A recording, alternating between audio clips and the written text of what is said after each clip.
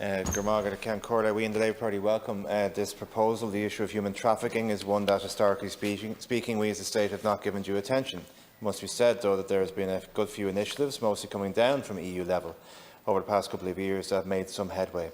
I'm thinking, for example, of the EU Directive on Preventing and Combating Human Trafficking and Protecting its Victims, which was debated in the House this time last year and which received unanimous support. I would expect that this proposal will receive the same support. It's an area that my Labour Party colleagues and I have been out on in the past. The Labour Exploitation and Trafficking Audit of Supply Chains Bill, put forward by myself and Deputies Nash and Sherlock, was debated at second stage into September. That bill would mandate firms to report annually on the measures they have taken to ensure that the production of the goods and services they sell do not involve exploitative practices, including human trafficking, at any point along the supply chain. Again, it received cross-party support and is awaiting committee stage.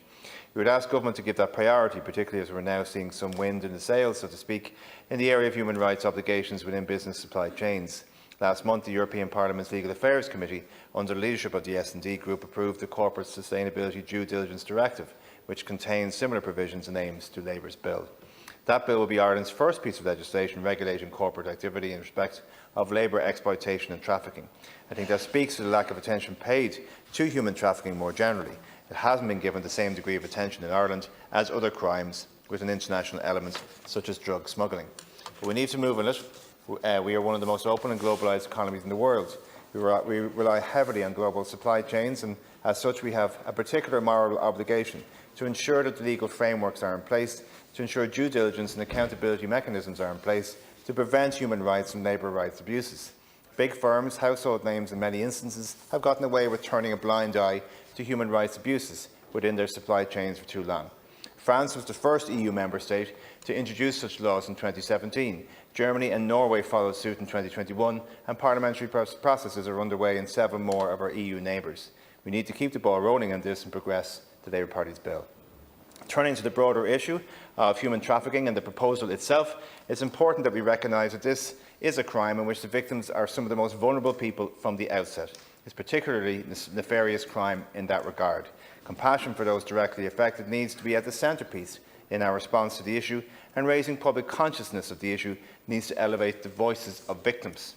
The most recent data shows that there were 42 cases officially accepted in the National Referral Mechanism for victims of trafficking in 2022, with the majority female and the majority trafficked for sexual exploitation.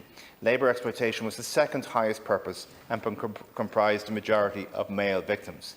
In reality, and this is borne out in numerous studies, the actual number of people trafficked into Ireland is much higher, as much as 40% higher.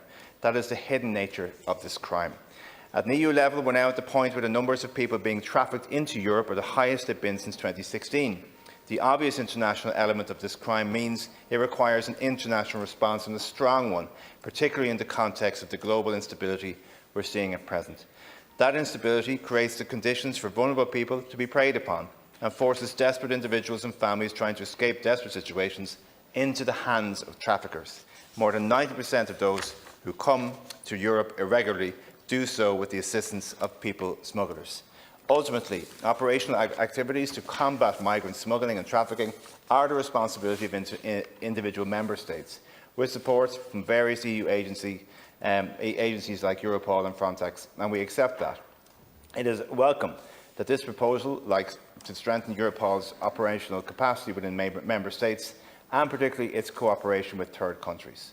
But we need to see a more coordinated and integrated response among EU member states where possible, such as in data and information sharing, notwithstanding some improvements in recent years. We hope that this proposal does result in that aim. I will make one final point. When I spoke last year on the Directive on Preventing and Combating Human Trafficking, I raised the issue of social media platforms and the internet being utilised by traffickers, and how it is far too easy for social media companies to ignore their responsibility in that regard. The European Migrant Smuggling Centre is responsible for monitoring the online presence of traffickers, and I am glad to see that this proposal will strengthen its regulatory framework and will establish it in law within Europol. That is a welcome development. Ireland is home to many of these big social media companies, so it is imperative that we work closely with the EMSE to combat the online activity of traffickers and not allow those companies to simply turn a blind eye to it, as they have too often been allowed to do so in the past.